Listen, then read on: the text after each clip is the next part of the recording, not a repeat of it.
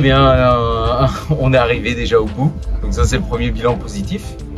Et le bilan, écoute, on s'entend toujours aussi bien avec Jean-Charles, donc ça c'est pas mal pour la suite, parce que vu qu'il a une double casquette avec le côté boat captain, etc., donc ça sera un profond conseil, et puis il sait comment ça se passe sur le bateau pendant le Vendée Globe, donc ça c'est plutôt le point encore, c'est la cerise sur le gâteau de la collaboration sur cette course avec Lulu. Et le bilan, écoute, plutôt bien, le bateau va mieux depuis qu'on a changé la quille, mouille un peu moins, donc ça c'est plutôt agréable, et toujours aussi costaud. On a affronté la tempête du départ, la grosse baston du départ, pas sans mal, mais voilà, vraiment grosse confiance au bateau, donc pas de tralala, mais que des résultats, donc c'est bien.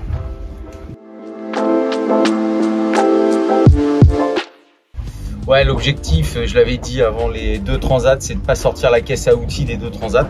Là, le bilan de casse est pas très compliqué. On a une latte cassée dans la grande voile. On a le lazy qu'on va déposer à la voilerie pour être cousu parce qu'il a pété pendant la tempête. On a deux petites lattes de J3 qui sont parties pendant la tempête aussi. Donc la voile qui nous permet de serrer le vent dans du gros temps.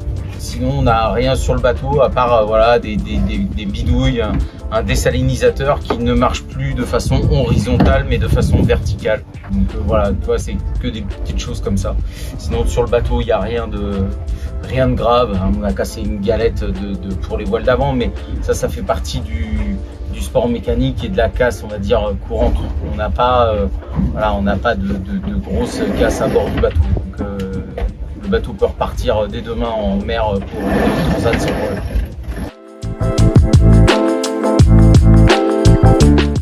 L'objectif principal, c'est le Vendée Globe Challenge. On a un gros problème aujourd'hui dans notre classe de bateaux, c'est qu'il y a beaucoup de bateaux et on n'a pas de pièces de rechange. Les plus grosses pièces de rechange qu'on pourrait avoir sur ces bateaux-là, c'est les mâts.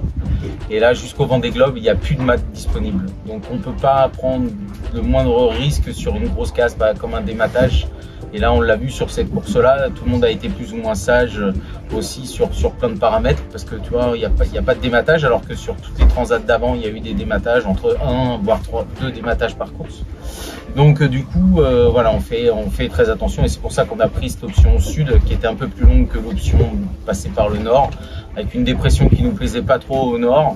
Et voilà, l'objectif étant le Vendée Globe, on a préféré se rallonger un petit peu la route, mettre entre parenthèses, on va dire, un peu le classement de cette Transat Jacques Vabre pour toujours cet objectif définitif qui est le Vendée Globe au mois de novembre l'année prochaine.